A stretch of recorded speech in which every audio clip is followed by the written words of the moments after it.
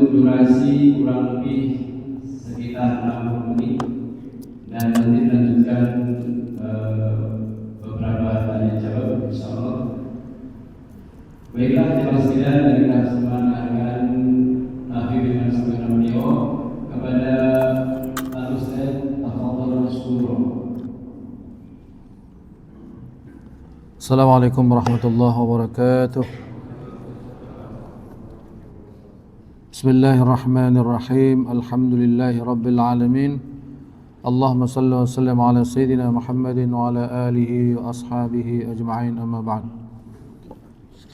Jemaah sekalian, alhamdulillah kita berada di satu bulan di mana para ahli sejarah mengatakan bahwa di bulan inilah dilahirkan baginda Rasulullah sallallahu alaihi wasallam. Bahkan tadi siang, hari Jumat tadi adalah tanggal 12 Rabiul Awal. Ini kalau ini sudah masuk tanggal 13, sudah purnama ke-13 istilahnya. Jadi Lailatul, udah bulan purnama tapi yang tanggal 13. Purnama yang sempurnanya nanti tanggal 15. 13, 14, 15 itulah purnama atau dikenal dengan Ayyamul Bait, Ayyamul Bait. Itu hari-hari disunnahkan berpuasa. Jamaah sekalian, malam ini kita akan baca, kita melompat ke depan jauh kepada surah Ali Imran ayat 92. Ayat 92. Mungkin bisa dibuka Al-Qur'annya. Itu kalau di Al-Quran mungkin itu berada di awal juz ya. Biasanya tulisannya apa? Tulisannya besar itu. Lan tanalul birra. Sebelumnya mari kita baca surah Fatihah bersama-sama. A'udzu billahi minasy syaithanir rajim. Bismillahirrahmanirrahim. Alhamdulillahi rabbil alamin. Ar-Rahmanir Rahim. Maliki yaumiddin. Iyyaka na'budu wa iyyaka nasta'in. Ihdinas siratal mustaqim.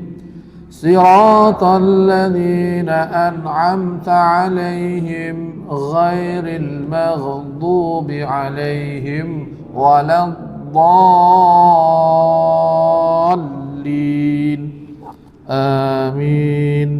Saya akan baca awal dari surah Ali Imran ayat 92 dan selanjutnya.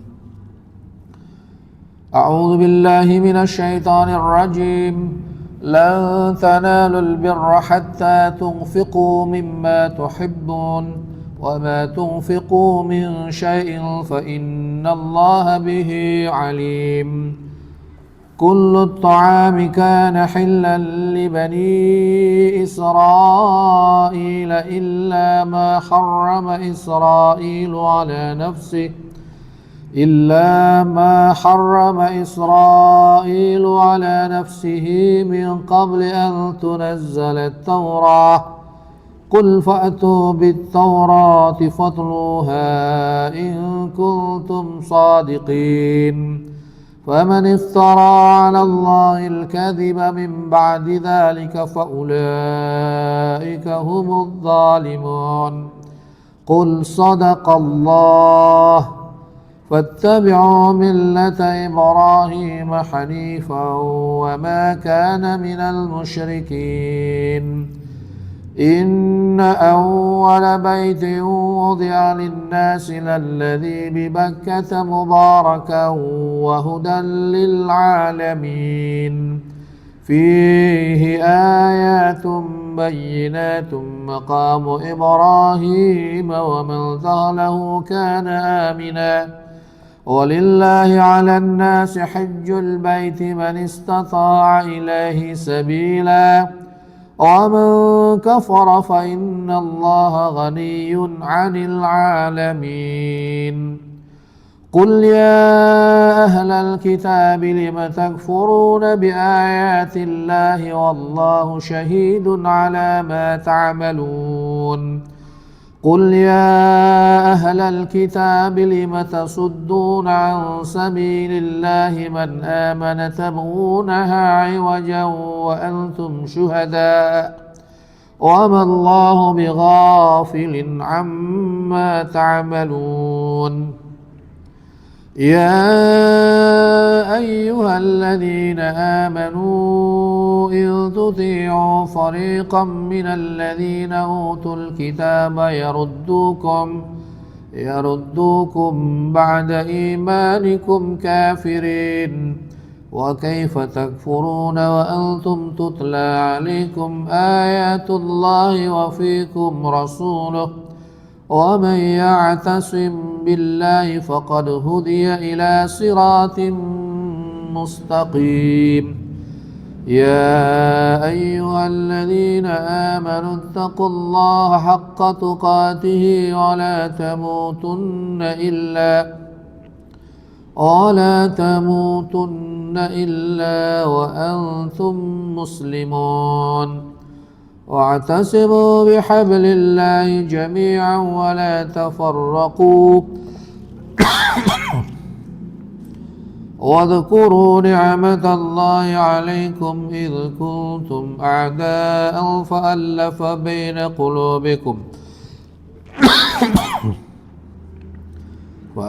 بين قلوبكم فأصبحتم بنعمته إخوانا وكنتم على شفا حفرة من النار فأنقذكم منها بسم الله الرحمن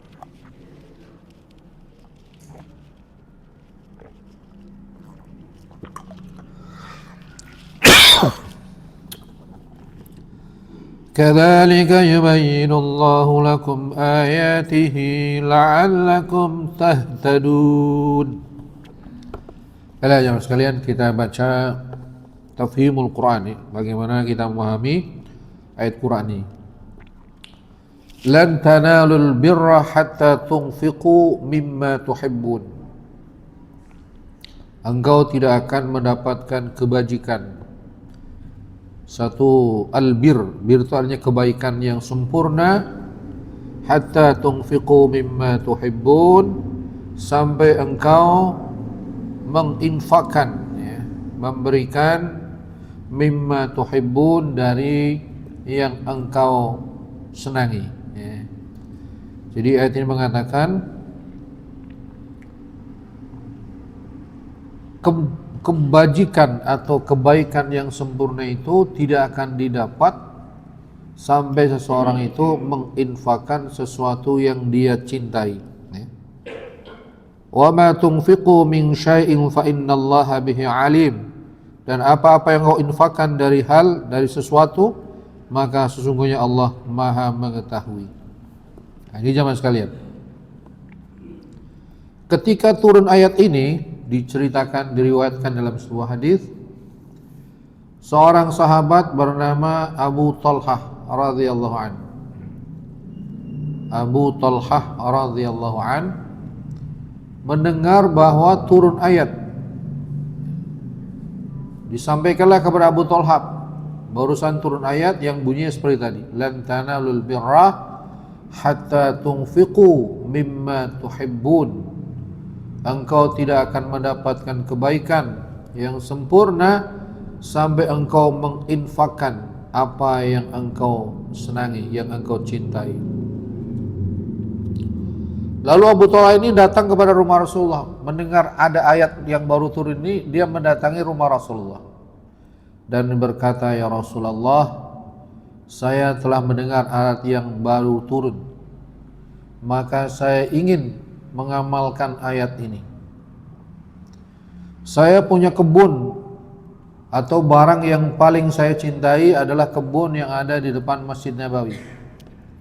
Jadi Abu Thalhah ini punya kebun di depan Masjid Nabawi, yang di kebun itu ada sumur yang biasa diminum airnya oleh para sahabat, bahkan Rasulullah dipersilahkan untuk minum, ya.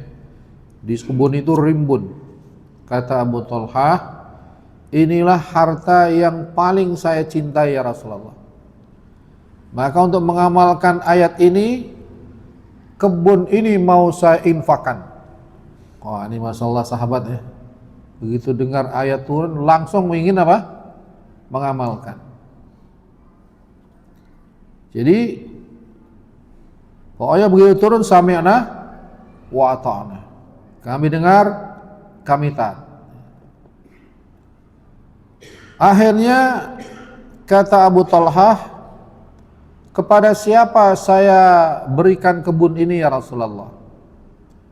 Maka kata Rasulullah, bagilah kepada keluarga dekatmu, kerabat-kerabatmu, ya, ada paman, pokoknya yang keluarga masih dekat lah. Kenapa jemaah sekalian? Karena membagi sesuatu kepada keluarga dekat itu pahalanya ganda, double, ya. Jadi ada pahala sedekah, ada pahala juga mengakrabkan hubungan silaturahim antar keluarga. Jadi kalau kita sedekah atau memberi hadiah kepada keluarga dekat yang membutuhkan, misalnya ada orang sama-sama membutuhkan, ada yang jauh, ada yang dekat, keluarga dekat, maka diutamakan yang keluarga dekat. Nah, makanya nih Abu Thalhah berkata, kepada siapa saya bagi ya Rasulullah? Bagilah kepada keluarga dekatmu. Tentu pada waktu itu kebun itu harta yang mahal, karena di zaman itu kekayaan manusia, orang Islam, ya kebun yang menghasilkan kurma sebagai makanan pokok, kalau kita sawah. Kemudian binatang tunggangan, unta ataupun kuda, itu harta yang paling mahal. Ayat ini memberikan petunjuk kepada kita, hendaknya kalau kita ingin mendapatkan kebaikan yang full, misalnya yang sempurna, maka ketika kita memberi sesuatu, ya, ia hendaknya memberi yang barang yang masih baik, yang kita sendiri masih senang dengan barang itu. Artinya jangan memberi sesuatu yang kita sendiri sudah ya nggak menyukai begitu ya. Kadang-kadang kan orang ngasih itu yang udah apa ya? Kalau ada misalnya pisang, ada yang masih seger sama yang udah mau setengah-setengah layu gitu, yang dikasih yang mana? Kadang dikasih yang udah layu. Ya, ini kalau kita ingin mengikuti ya, sahabat Abu Thalhah tadi, memberikan yang dia paling sukai. Namun bukan berarti sesuatu yang paling sukai harus diberikan kepada orang, tidak juga. Ya. Soalnya takutnya ntar ada yang salah paham ini. Ya. Orang tanya, bapak baju yang paling sukai apa? Ada bajunya pak? Nah, kalau bapak ingin dapat yang kebaikan sempurna, baju kasihin saya pak, biar bapak dapat kebaikan yang sempurna. Enggak begitu juga ya. Mungkin tingkat kita belum sampai tingkat sahabat ya.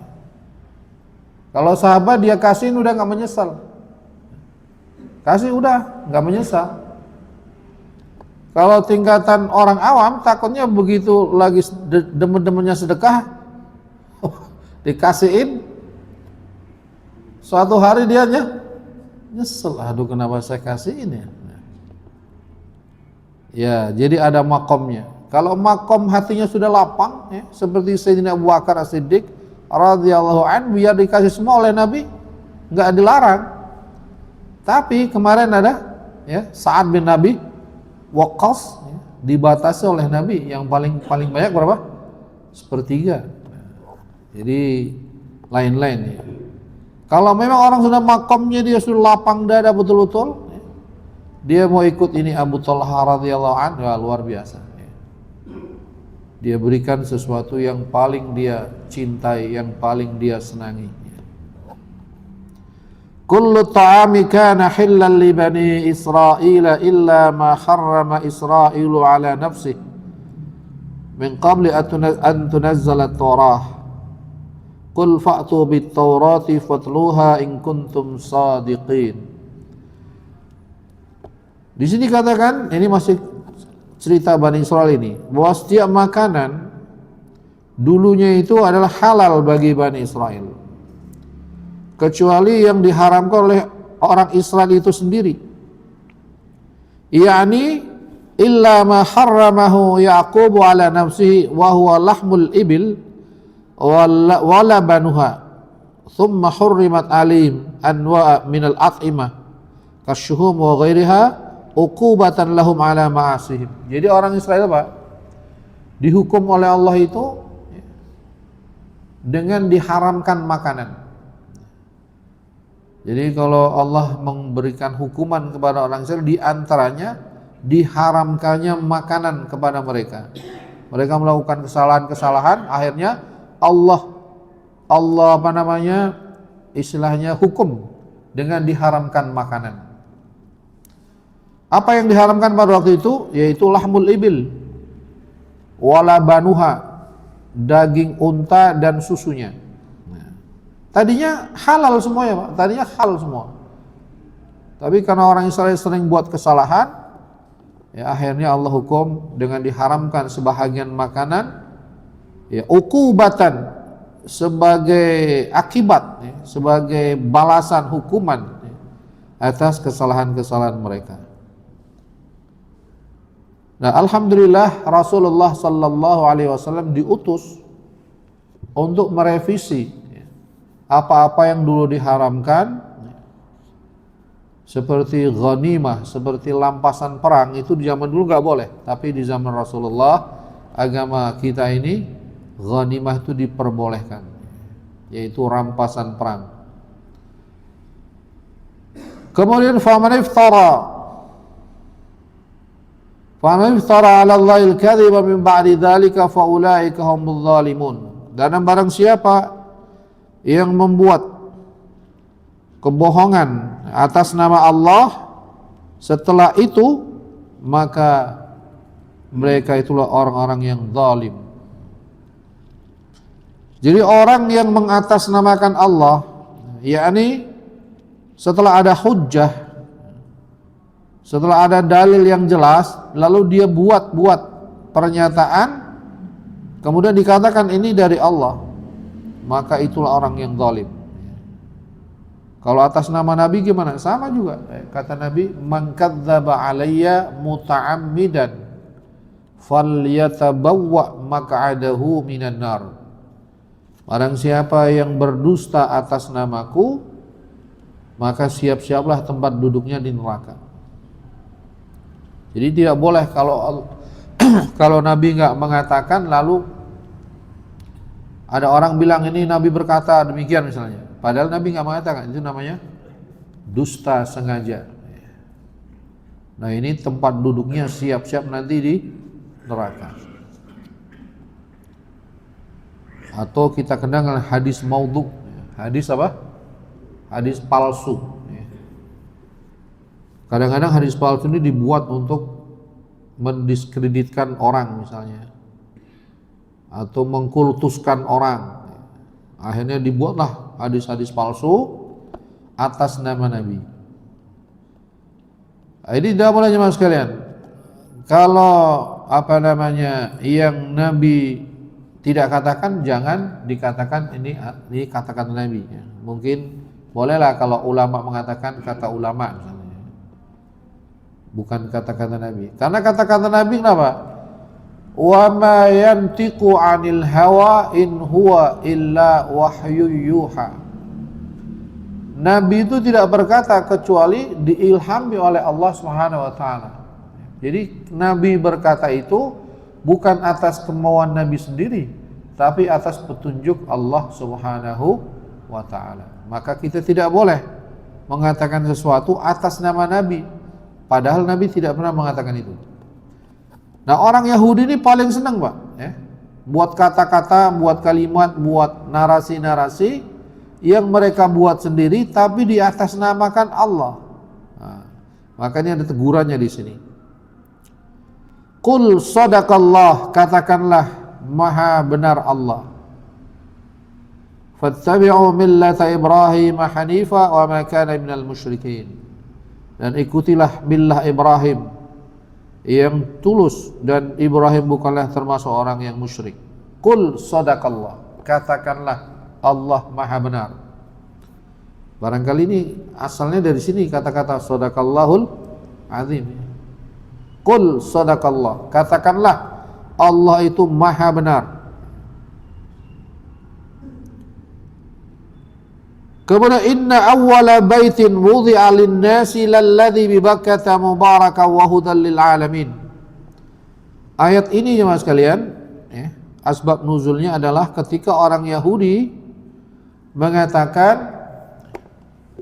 mengatakan, kenapa Muhammad engkau sekarang berkiblat ke Masjidil Haram, padahal kiblat pertama engkau adalah Masjidil Aqsa. Jadi dulu orang Islam sebelum ke Masjidil Haram, kiblatnya itu ke Masjidil Aqsa.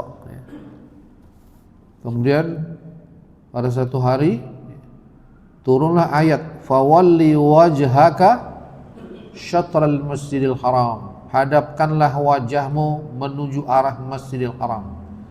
Waktu itu Nabi sedang sholat di satu masjid.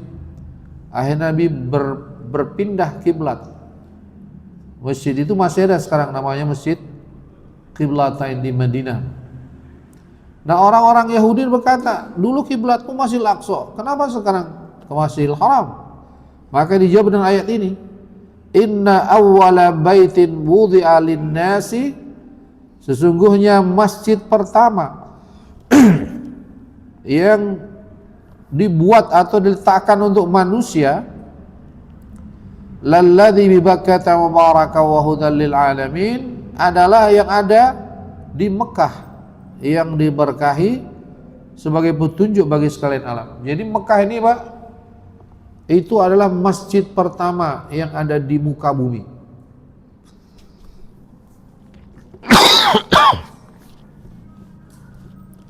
Dulu Nabi Adam pun ia berada di sekitar Mekah. Berada di sekitar Mekah. Kalau ya kisah yang kita sering dengar gitu kan, kota Jeddah itu, Jeddah artinya apa? Nenek ya, artinya nenek. Jeddah. Kemudian kisah juga yang berkaitan dengan Jabal Rahmah begitu kan. Nah, kalau lihat kisah-kisah itu ya konon terjadinya pertemuan Nabi Adam dan Ibu Hawa itu di sekitar Mekah, di sekitar Jabal Rahmah. Jabal Gunung Rahmah kasih sayang. Ini ceritanya wallahu alam ya. Cerita Israiliyat ya. Boleh jadi benar, boleh jadi salah. Tapi Mekah ini dari dulu ya, sudah menjadi tempat sumber untuk beribadah. Termasuk Nabiullah Ibrahim alaihissalatu wassalam itu diperintahkan untuk ke Mekah. Jauh sebelum ada Bani Israel. Karena Nabi Ibrahim ini yang menurunkan Bani Israel, orang-orang Yahudi ini. Itu Nabi Ibrahim dan Nabi Ismail sudah disuruh oleh Allah untuk mendatangi untuk mendatangi Mekah. Mungkin ceritanya sudah berlalu yang ayat-ayat sebelumnya Pak ya. Jadi kata Allah, sesungguhnya awal masjid yang ada di dunia ini adalah yang ada di Mekah, Masjidil Haram yang kita kenal sekarang. Fihi ayatun bayyinat, di dalamnya ada ayat-ayat atau tanda-tanda yang jelas. Maqamu Ibrahim, di dalamnya ada makam Ibrahim. Ada tempat ya. Maqam itu adalah tempat. Yakni dikatakan di sini apa yang dimaksud ya, makam Ibrahim bukan kuburan Pak, bukan kuburannya Ibrahim, bukan ya. Makam itulah satu hajar ya, satu batu, wa huwa alladhi qama alaihi hina rafa'al qa'ida minal bait. Nah, Itu adalah tempat di mana Nabi Ibrahim itu berdiri, ya, berdiri ketika dia akan mengangkat tiang-tiang daripada Ka'bah. Ya wallah alam, saya juga kurang jelas ya, kenapa batu itu memang kayak ada tapak kaki itu ya. Apa karena berdiri di situ terus lama-lama jadi kayak ada itunya gitu apa namanya? Ya melengkung gitu dikit ya. Itulah batu itulah yang dikenal dengan makam Ibrahim, bukan kuburan, bukan. Batu itu. Nah, itu kalau kita tawaf ya. Kita kan tawaf kalau zaman dulu saya haji pertama itu tahun 94, 95, 93, 95 itu kita tawaf itu masih di nggak melewati makam Ibrahim, Pak. Karena orang haji belum banyak kan. Jadi kalau di makam Ibrahim kita tawaf masih di sini. Ini Ka'bah misalnya, tawaf di sini. Tapi sekarang kita tawaf udah di sini. Udah jauh deh. Di belakang jauh makam Ibrahim. Di sini penuh, nggak bisa sholat di situ. Orang udah banyak banget lewat. Bahkan sekarang orang tawaf di tingkat 2 itu. Jadi itu ditutup dengan satu ya kayak kurungan gitu ya, makam. Di situ disunahkan kalau habis kita tawaf disunahkan sholat apa? 2 rakaat di makam Ibrahim itu. Kemudian ayat yang lain apa? Tanda-tanda kebesaran Allah di situ selain makam Ibrahim. Di sini dikatakan selain makam Ibrahim ada juga yaitu ada sumur Zam-Zam ya, ada sumur Zam-Zam. Di situ tanda juga kebesaran Allah. Ada sumur Zam-Zam ini tanda kebesaran Allah. Kita juga sudah dengar kisahnya itu. Terjadinya sumur Zam-Zam. Kemudian ada Safa wal Marwa, ada bukit Safa dan bukit Marwa. Ini juga kita pernah bahas ya. Bagaimana Ibunda Hajar lari-lari Safa dan kemudian ada Hajarul Aswad, ada batu hitam. Batu hitam yang ada di sudut antara rukun apa itu ya? Di pinggir Multazam itu ya, di pinggir apa? Pintu Ka'bah itu. Nah, batu hitam ini memang dari dulunya sudah ada, Pak. Dari sebelum Islam udah ada Hajar apa? Aswad dan dimuliakan oleh orang Quraisy sebelum ada Islam itu. Bahkan ketika Hajar Aswad itu bergeser jauh mau ditaruh lagi di tempatnya itu, orang rebutan ingin mengangkat Hajar Aswad itu sampai mau terjadi perang antar suku. Karena katanya ini suku saya yang paling berhak, yang itu juga begitu.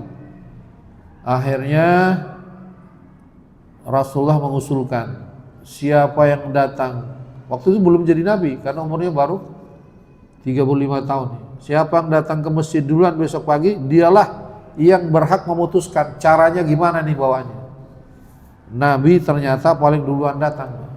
Jadi Nabi kita Muhammad sallallahu alaihi wasallam sebelum jadi nabi akhirnya menjadi wasit. Sekarang gini aja deh. Ada sorban, masing-masing kepala suku megang ujung-ujung sorban. Akhirnya Nabi angkat itu Hajar Aswad ke tengah-tengah, lalu diangkat bareng-bareng sehingga semua merasa mengangkat. Disitulah Nabi kita diberi gelar apa? Al-Amin. Al-Amin yaitu orang yang dapat dipercaya. Itu sebelum jadi nabi. Kemudian jemaah sekalian, wa man dakhalahu kana amina. Barang siapa yang masuk masjid haram maka dia akan aman. Ini doanya Nabi Ibrahim seperti itu. Rabbi jal hadzal balada amina. Ya Allah, jadikanlah negeri ini aman. Walillahi 'alan nasi hajjul baiti man istata'a ilaihi sabila. Dan wajib bagi manusia untuk pergi ke tanah haram, ke Baitullah, bagi yang mempunyai kemampuan. Man istata'a ilaihi sabila, bagi yang mampu berjalan, mengadakan perjalanan ke sana. Ya ini fardun lazimun alal mustati' hajju baitillah. Menjadi fardu atas orang yang mampu berhaji ke rumah Allah. Ini mampu ini banyak Pak, mampu finansial, mampu fisiknya, ya, mampu akalnya juga. Tiga-tiganya harus ada, Pak. Kalau salah satunya nggak ada aja repot. Misalnya mampu fisiknya, tapi nggak mampu finansialnya, gimana ke sononya kan? Atau mampu finansialnya, tapi fisiknya nggak mampu, ya juga termasuk nggak mampu itu. Atau mampu fisik, mampu finansial, tapi akalnya nggak mampu, juga tidak termasuk yang mampu. Kalau tiga-tiganya mampu, ada bekal untuk ke sana, ada juga yang ditinggal untuk keluarga, maka dia wajib. Yang punya kemampuan itu, seandainya dia tidak laksanakan haji pada saat dia mampu, ini berdosa, Pak. Misalnya dia sayang-sayang mau haji, misalnya. Akhirnya dia mati belum haji, wah ini akan ada hisab gitu. Karena dia mampu, kecuali dia nggak mampu. Tapi masalahnya sekarang ini, Pak, untuk bisa haji itu menunggu sampai berpuluh-puluh tahun. Ya. Mungkin dia mampu, dia sudah daftar haji 25 juta, berangkatnya kurang lebih 5 tahun lagi. Tahun ketiga meninggal. Bagaimana itu? Kalau seperti itu, maka niatnya itu telah dicatat oleh Allah Subhanahu wa ta'ala. Walaupun dia belum haji, ya, dia sudah niat, dia sudah usaha. Kalau memang yang punya kemampuan, ya belum bisa artinya haji yang mahal tuh haji apa? Haji furoda ya. Ya, daftar haji biasa aja tuh. Kalau haji furoda itu, kalau memang hartanya miliarder ya, punya harta 50 miliar misalnya kan, ya bisa haji furoda. Kan berapa itu? 300 juta Pak ya. Cuma kalau sekarang sih, ya mudah-mudahan ini jangan sampai terjadi ya. Yang kemarin harusnya untuk haji reguler dipakai untuk haji furoda ya, atau haji plus ya. Kan begitu. Harusnya kuota untuk haji reguler 18.400 kuota untuk haji reguler dipotong. Ya itu naudzubillah min dzalik ya, dipotong bagi dua jadi 10.000 ya. Ya, maka kemarin ketika haji furoda itu di stop itu, wah orang bertepuk tangan itu ya. Orang tepuk tangan itu. Iya, soalnya pelajaran buat mereka. Istilahnya yang punya duit bisa sembarangan, bisa berangkat kapan aja. Yang nggak punya duit harus nunggu bertahun-tahun. Tapi seandainya orang miliarder ada kuotanya, ya, kuota untuk haji furoda itu memang dia uangnya banyak, uangnya puluhan miliar. Ya, kalau dia potong 400 juta bisa pergi, ya dia wajib menggunakan uang itu untuk pergi haji. Kalau sampai dia mati belum haji, padahal dia punya uang untuk bisa berangkat, akan ada hisabnya. Tapi kalau kita nggak punya uang sebanyak itu, mampunya untuk haji reguler, ya reguler saja. Jangan sampai jual rumah, jual sawah, jual segala-galanya. Begitu pulang haji stres. Jangan pula ya. Ya semampunya. Kemudian mas sekalian dilanjutkan. Qul ya ahlal kitab lima takfuruna bi ayatillahi wallahu syahidun ala ma ta'malun. Wahai orang ahlul kitab, para ahli kitab. Mana tadi? Kenapa engkau mengkufuri ayat-ayat Allah? Wallahu syahidun ala ma ta'malun. Allah menyaksikan apa yang kau lakukan. Maksudnya apa ini jemaah sekalian? Ay lima tajhaduna bil Qur'anil munazzal ala Muhammadin ma qiyamid dalaili wal barahin ala sidqihi. Maksudnya gini. Wahai ahlul kitab, kenapa kau mengkufuri ayat-ayat Allah? Padahal ahlul kitab ini sebetulnya juga tahu, Pak, dalil-dalil atas kebenaran risalah Rasulullah sallallahu alaihi wasallam. Karena nubuat Nabi itu juga ada tercatat dalam kitab Taurat dan Injil. Tapi kenapa engkau mengkufuri? Jadi para rahib-rahib itu sebetulnya juga mereka tahu akan turun nabi akhir zaman, ciri-cirinya seperti ini, dan mereka tahu ini Muhammad ini nabi akhir zaman. Tapi mereka tidak mau beriman. Baghyam bainahum, karena ada rasa hasad, rasa apa? Dengki. Dia tidak mau nabi itu lahir dari bukan bangsa dia. Dia maunya lahir akhir zaman itu, nabi akhir zaman itu lahir dari bangsa Yahudi. Makanya ketika Rasulullah sallallahu alaihi wasallam pergi menuju Syam pada umur beliau berapa, kalau nggak salah 12 tahun atau berapa itu ya, diajak oleh pamannya Abu Talib. Di tengah perjalanan ketemu dengan seorang pendeta Bahira, dan pendeta Bahira ini betul-betul meyakini bahwa nabi ini anak nih bakal jadi calon nabi akhir zaman ya. Karena tanda-tandanya begitu nyata. Akhirnya dia mengusulkan kepada Abu Talib untuk pulang saja, jangan ikut kafilah yang berangkat ke Syam, ikut kafilah yang pulang. Kenapa? Karena dia khawatir kalau para pendeta Yahudi di negeri Syam itu tahu bahwa ada calon nabi akhir zaman dari bangsa Arab, takutnya nanti dibunuh. Maka akhirnya Nabi kita Muhammad sallallahu alaihi wasallam enggak melanjutkan perjalanan ke Syam, pulang lagi. Kemudian mas sekalian, qul ya ahlal kitab lima tasudduna an sabilillahi man amana tabghuna iwaja wa antum syuhada wa ma Allahu bighafilin amma ta'malun. Wahai orang-orang ahlul kitab, kenapa engkau memalingkan dari jalan Allah orang-orang yang akan beriman? Orang-orang yang beriman, engkau menginginkan mereka jalan yang bengkok, iwaja. Apa maksudnya? Ya'ni lima tusarrifuna an-nas an dinillahil haq wa tamnuha min man arada al-iman bih. Jadi orang Yahudi Pak, mereka tidak menginginkan orang beriman, sehingga dibuat bagaimana caranya supaya mereka itu tidak beriman. Dibuatlah, di sini katakan itu, yakni tatlubuna an takuna tariqah al-mustaqimah mu'awwajah. Jadi jalan yang udah lurus itu dibengkokkan. Dzalika bitaghyiri sifatir rasul, mereka membuat-buat sifat rasul itu enggak baik. Kemudian mereka buat isu-isu ya. Apa itu? Kemudian wat talbis 'ala nasi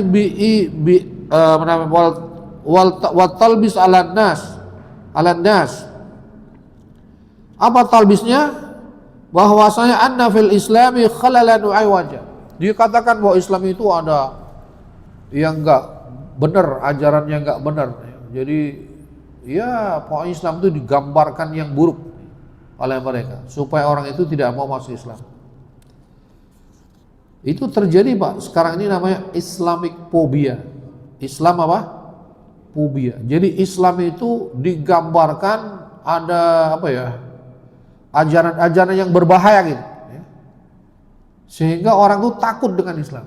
Kalau kita seorang Indonesia mungkin udah gak begitu mempan dengan Islamophobia ya. Tapi yang di Barat itu mempan Pak. Banyak orang Barat itu dulu ya, ketika belum tahu Islam yang sebenarnya, mereka itu menggambar Islam itu buruk sekali. Sehingga kata ada seorang masuk Islam itu, dia bilang, saya baru tahu Islam itu benar ketika dia keluar dari komunitas orang ya kafir, dia datang ke negara Islam, dia baru tahu ternyata apa yang dia tahu tentang Islam di negaranya itu sama sekali berbeda dengan Islam yang dia lihat di negara Islam. Akhirnya dia masuk Islam. Kebetulan dia ngadain satu seminar di satu tempat itu, dan saya ikut di seminar itu. Dia bilang bahwa saya ini masuk Islam ini taruhannya adalah nyawa saya. Wallah alam saya bisa umur panjang apa enggak, tapi saya sudah siap untuk mati. Wah ini Masya Allah ya. Jadi masuk Islam langsung siap mati. Karena memang mungkin bagi masyarakat di sana itu Islam itu begitu jelek. orang Yahudi. Nah sekarang orang Yahudi atau orang-orang Muslim ini membuat Islamic phobia itu bukan lagi di negara barat, di Indonesia pun dibuat isu-isu yang menjelekkan apa? Islam. Orang Islam itu seperti ini misalnya. Ya, ini dari dulu sudah ada Pak.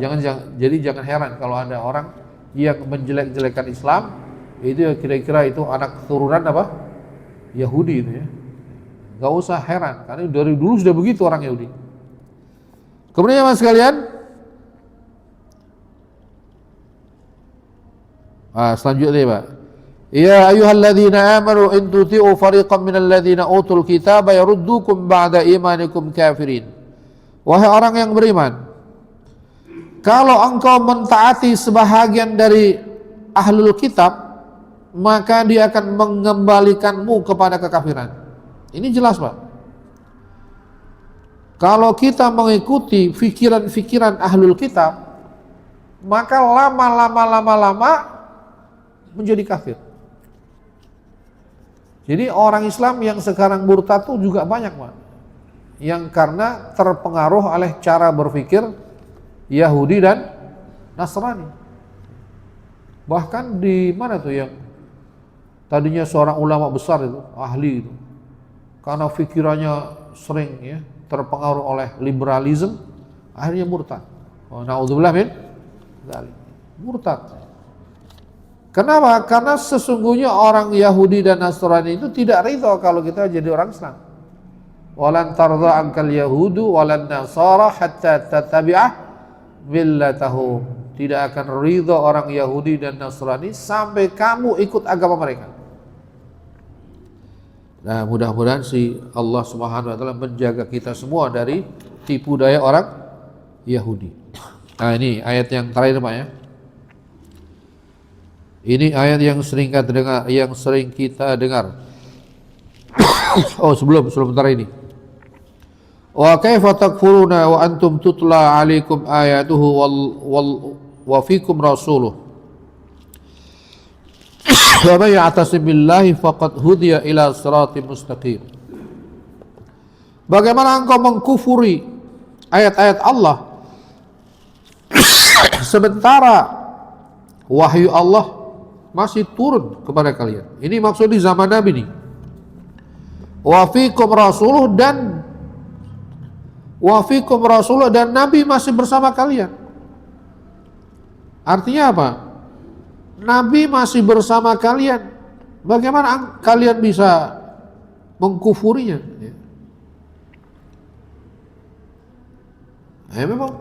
Memang jamaah sekalian di zaman Nabi pun bukan semua yang hidup bersama Nabi itu beriman kepada Nabi.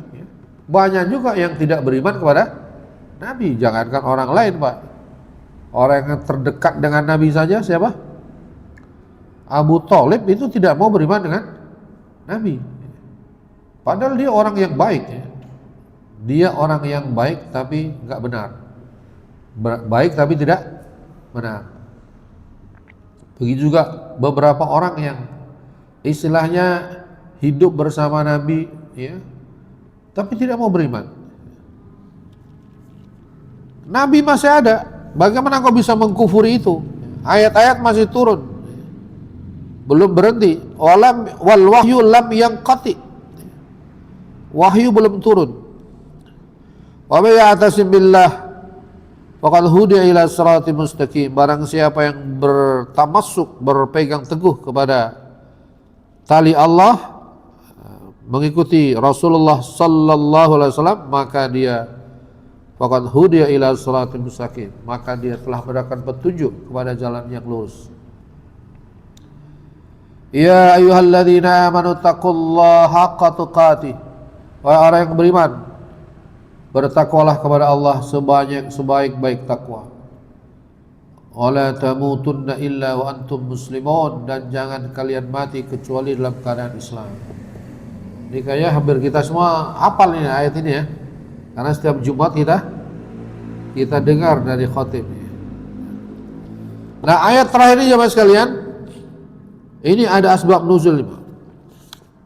Di diceritakan di sini, ya.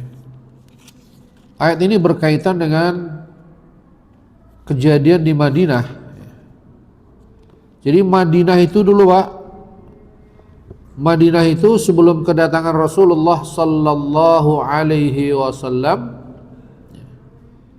itu dihuni oleh suku yang dominan di Madinah, yaitu suku Aus dan suku Khazraj. Ini dua suku Arab yang dominan. Ada suku Bani Qainuqa Yahudi, tapi yang kuat ini dua ini. Kalau mungkin kalau di Pulau Jawa ya Jawa Sunda kurang lebih begitulah ya. Jadi suku Aus dan Khazraj. Dua suku ini jamaah sekalian, ini sering berantem, ya. Sering berantem berebut pengaruh. Berebut pengaruh. Jadi yang Aus suka minta pengen yang terpengaruh, ini juga sering berantem berpuluh-puluh tahun. Berantem aja. Kemudian pada 5 tahun sebelum Nabi hijrah itu terjadi perang besar di antara mereka yang menewaskan pemimpin mereka dua-duanya. Namanya perang Bu'ath, ya, Ghazwah Bu'ath. Orang Khazraj dan orang Aus perang. Mereka tuh tercekam oleh permusuhan dua suku ini, ya, yang saling perang. Ya kalau Jawa Sunda nggak bisa digambarkan itu karena tidak ada peperangan antara Jawa dan Sunda. Mungkin di luar Jawa kali, suku-suku di mana tuh, di Papua kali Pak ya, masih perang-perang begitu ya. Ya alhamdulillah di Jawa nggak ada. Tapi di Madinah, di Yathrib namanya, sebelum itu namanya Yathrib, itu perang terjadi antara suku ini, khususnya Aus dan Khazraj. Akhirnya zaman sekarang setelah perang itu mereka mungkin sudah mulai sadar, nih kita capek juga nih perang melulu gitu kan. Akhirnya mereka ada 6 orang kalau tidak salah pergi ke Mekah, bertemu Rasulullah sallallahu alaihi wasallam, masuk Islam. Balik lagi ke Madinah. Setahun setelah itu Nabi mengirim sahabat Mus'ab bin Umair yang pada pertemuan yang lalu sudah diceritakan. Mus'ab bin Umair yang masuk Islam tapi berat banget karena ibunya itu ya. Karena apa? Ibunya ya. Dikirimlah sahabat Mus'ab bin Umair. Ini adalah duta pertama ataupun mubaligh ataupun ustadz pertama lah yang dikirim untuk mengajar Islam. Dikirimlah ke Madinah mengajarkan Islam, lalu dibantu oleh yang lainnya. Sehingga orang Madinah ini sebelum Nabi hijrah ke sana, orang Madinah sudah siap menyambut kedatangan Rasulullah sallallahu alaihi wasallam. Ini luar biasa orang Madinah, Pak. Jadi hatinya sudah bersatu dalam Islam. Nah, orang-orang Yahudi, Bani Qainuqa tadi, ada pemimpinnya namanya Syaz bin Qais.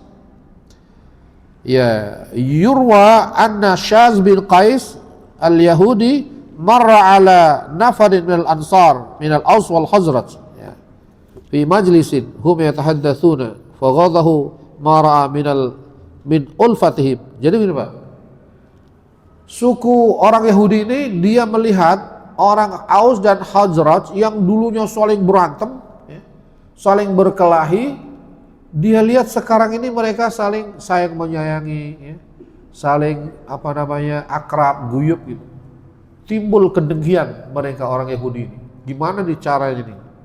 Akhirnya dia memerintahkan pemuda Yahudi untuk memanas-manasi, mengingatkan kepada peperangan yang tadi itu, peperangan Bu'ath tadi. Dia puja-puja suku Khazraj. Wah, Khazraj ini hebat, kamu dulu pemenang perang. Ini Aus nih, wah, pokoknya kalau bahasa kitanya apa tuh? Provokator itu Pak, diprovokasi. Aus dan Khazraj yang sudah tenang ini dipanas-manasin supaya mereka berantem, kurang lebih seperti itulah. Dibuat isu. Akhirnya terpancing juga itu Aus dan Khazraj. Udah mau berantem ya.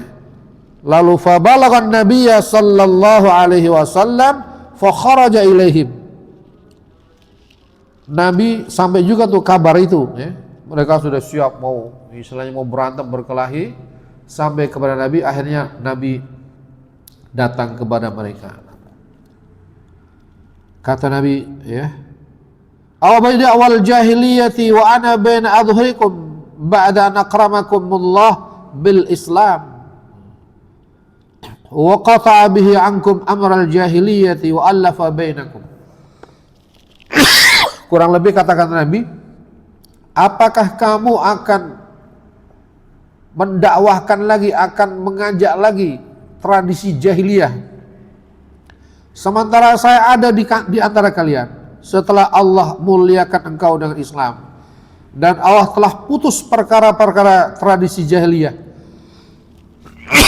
kemudian Allah menyatukan hati kalian.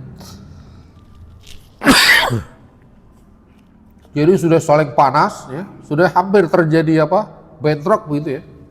Nabi datang, Nabi katakan tadi, kamu sudah dimuliakan oleh Allah dengan Islam, apa kamu kembali ke zaman jahiliyah lagi?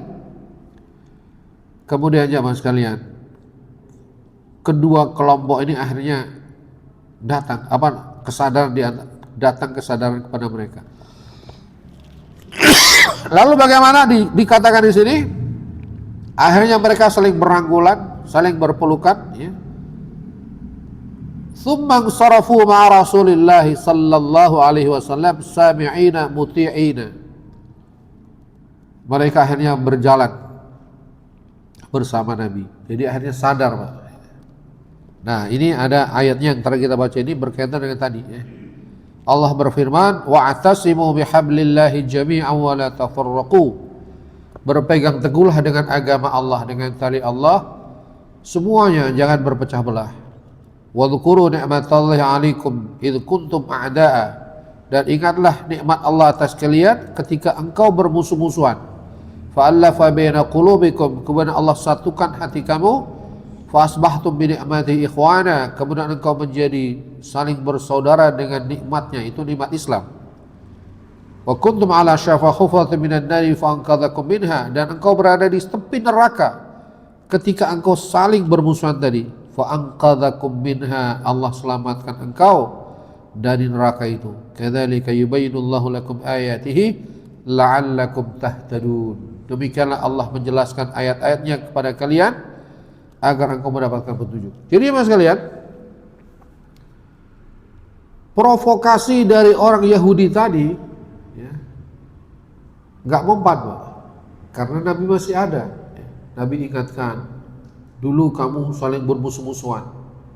Aus dan Khazraj saling bermusuhan. Datang Islam mempersatukan kalian. Pada saat dulu engkau bermusuhan itu, engkau berada di tepi jurang neraka. Lalu Allah selamatkan kalian. Lalu engkau menjadi bersaudara dengan Islam. Nah ini zaman sekalian. Ayat ini kayaknya ini ya, strategi Yahudi tadi, provokasi kelompok Islam untuk supaya berantem ini kayaknya didaur ulang nih kayaknya, Pak. Kelihatannya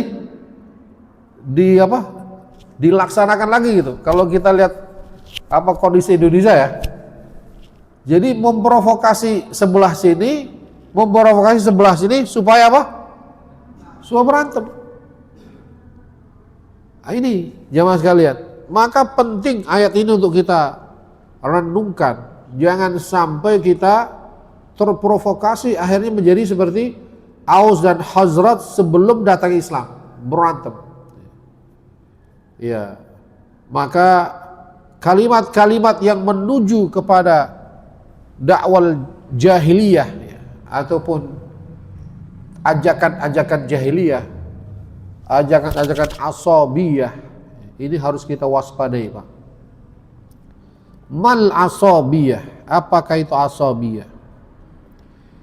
Seorang sahabat bertanya, ya Rasulullah, apakah kami mencintai teman sekampung misalnya, atau keluarga, ataupun saudara, atau mungkin paguyuban, apakah itu termasuk asabiyah? Kata Nabi, bukan. Kalau saling mencintai, saling menyayangi, bukan asabiyah. Asabiyah adalah yaitu antu'ina qaumaka 'ala dzulm. Asabiyah adalah engkau menolong atau membela, menjunjung, mendukung, mensupport ya, kaummu atau kelompokmu 'ala dzulm, di atas kezaliman.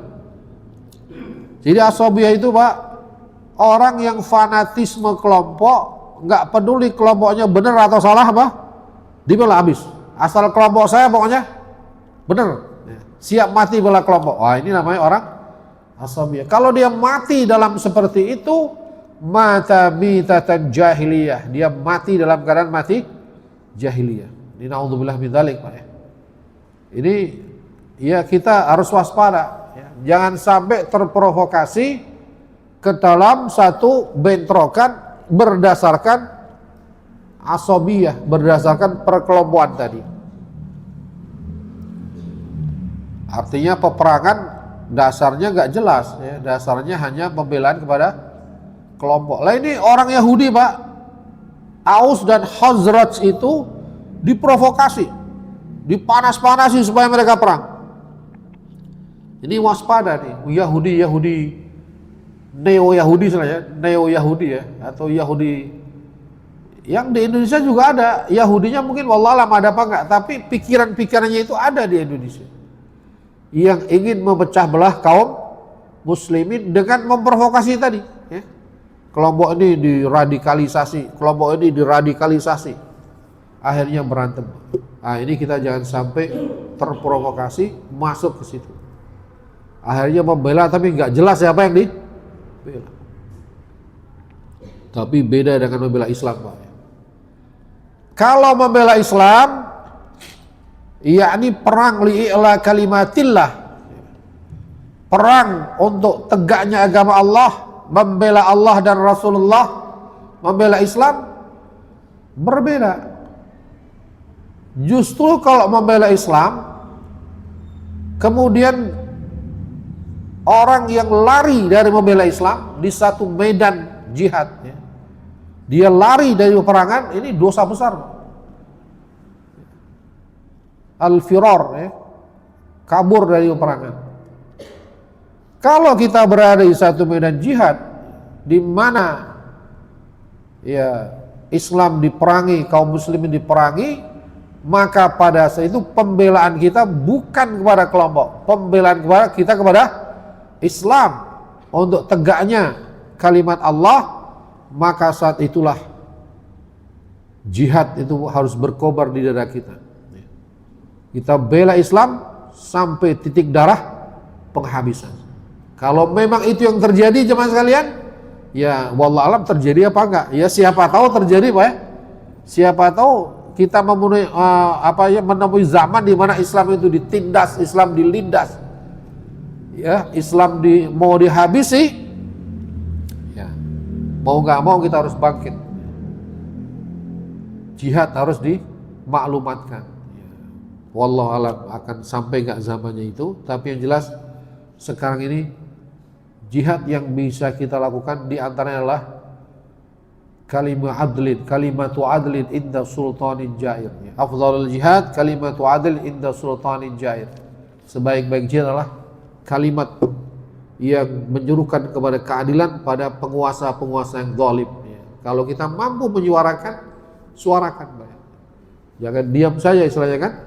Kenapa? Karena ketika kezaliman dibiarkan, ya, maka keadilan akan terkalahkan. Ketika orang-orang pintar yang adil, orang-orang pintar yang mempunyai kemampuan, ya, tidak berusaha untuk merubah keadaan, maka kebatilanlah yang akan berkuasa. Ya. Maka kata Nabi itu, man ra'a mungkaran falyughayyirhu biyadi. Barang siapa lihat kemungkaran, berubahlah dengan tangan. Kalau mampu, kuasa, ada kekuasaan yang dia mampu gunakan. Kalau tidak mampu lagi, fabilisani, dengan lisan. Enggak mampu lagi, minimal dengan hati kita menolak itu. Jangan sampai kita menjadi pendukung kemungkaran atau pendukung kezaliman. Nah, jamaah sekalian, ayat terakhir tadi mudah-mudahan menginspirasi buat kita untuk berpegang teguh pada tali Allah, pada agama Allah. Dan yang terpenting tadi, mudah-mudahan jangan sampai kita terprovokasi sebagaimana usaha-usaha orang Yahudi pada waktu itu memprovokasi suku Aus dan suku Khazraj. Dan alhamdulillah Aus dan Khazraj tidak terprovokasi. Sudah mau terprovokasi tapi akhirnya selamat ya. Mudah-mudahan kalaupun itu ada orang yang terprovokasi, mudah-mudahan ada yang menyadari akhirnya tidak terjadi ya apa yang tidak kita inginkan di diri kita tercinta Indonesia ini Pak ya. Jangan sampai hati-hati yang tulus, hati-hati yang lembut ya, akhirnya menjadi keras seperti batu ya, karena provokasi musuh-musuh Islam ya. Lebih-lebih yang menjadi musuh sesama Islam. Sungguh sedih kalau ada dua kelompok bentrok, yang sini Allahu Akbar, yang sini juga Allahu Akbar. Wah, Masya Allah. Naudzubillah min dzalik.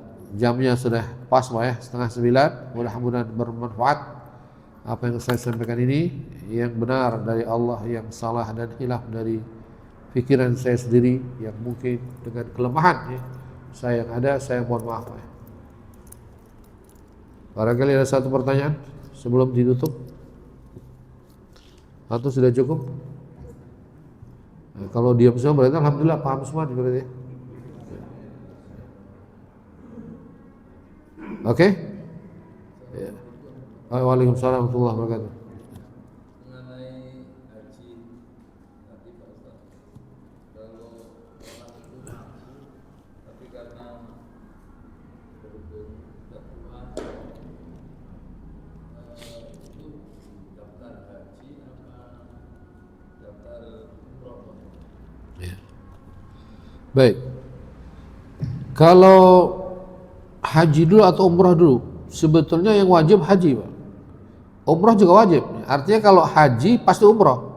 Kalau umrah belum tentu. Kalau orang haji pasti umrah. Kenapa? Karena umrah dan haji itu berbarengan. Kalau umrah dulu namanya haji tamattu, ya kan? Kita biasa lakukan itu umrah. Kalau hajinya bareng namanya haji. Namanya apa? Haji kiron. Haji apa? Haji kiron. Kalau umrahnya belakangan itu namanya haji ifrad ya. Saya kebetulan haji saya kebanyakan ifrad Pak, karena sudah umroh. Tapi kalau dari Indonesia kebanyakan apa? Umroh dulu ya. Karena kelamaan nunggu haji kan, jadi umroh dulu. Haji tamattu kebanyakan. Jadi kalau memang mampu untuk haji, maka yang wajib ya, itu apa? Haji besar itu ya. Bukan umroh. Umroh itu otomatis akan gugur bersama haji. Tapi kalau misalnya sudah tua, misalnya ya, dikhawatirkan nunggu antrian 15 tahun kayak ini nggak nyampe kelihatan, misalnya umurnya sudah tua, kayaknya nggak nyampe nih 15 tahun lagi gitu ya. Ya kalau mau umrah duluan ya nggak apa-apa juga. Ya. Tapi hajinya belum gugur itu. Kalau umrah hajinya belum gugur. Kalau memang seandainya punya uangnya pas-pasan dan umurnya masih muda gitu ya, masih umur misalnya 40, kayak itu lebih baik apa? Daftar haji. Karena mungkin 10 tahun baru umur 50 kan, ya masih sehat lah, masih seger gitu. Tapi kenapa sekarang itu banyak orang umroh? Kebanyakan tadi khawatir kelamaan nunggu apa? Waiting listnya itu keburu malaikat Israel datang, jadi nggak sempat lihat Masjidil Haram. Ya boleh-boleh saja umrah, cuma memang ada yang berlebihan umrah Pak. Ya umrah tuh tidak harus berkali-kali, sekali umrah ya sudah. Kalau mau umrah lagi nggak apa-apa juga. Tapi jangan sampai umrah itu niatnya berubah ya. Kadang-kadang orang niat umrah itu, kenapa sih ente umrah tiap tahun? Kalau habis umrah tuh pokoknya bisnis saya lancar. Wah, seperti itu misalnya. Ya mungkin aja dia berdoa di sana dikabul oleh Allah ya. Tapi kalau niatnya seperti itu, ya. Kalau bisnis masih mending. Ada artis ditanya, penyanyi dangdut ditanya, kenapa sering umrah? Kalau habis umrah tuh, pokoknya job manggung tuh banyak tuh. Wah, ini. Job manggung banyak katanya. Ini umrahnya umrah apa ini ya? Ya, intinya tadi kalau memang berkemungkinan haji, maka lebih baik didahulukan apa? Haji. Tapi kalau seandainya kayaknya haji masih lama, terus dia udah pengen ya melihat Masjidil Haram, ibadah tawaf sa'i di sana, ya umrah dulu nggak apa-apa. Tapi hajinya tadi tetap diniatkan. Kalau memang ada uangnya, diniatkan daftar haji. Walaupun nanti nggak sampai pun, tapi dia sudah tercatat berniat untuk berhaji. Memang saya dengar itu, tapi tidak tahu juga Pak ya, seandainya misalnya yang udah umur 65, tiba-tiba pemerintah Saudi memberikan kuota tambahan 50.000 mungkin ya, bisa dia berangkat itu, ya. Nggak lama-lama lagi yang udah tua-tua didahulukan kan, seandainya ya.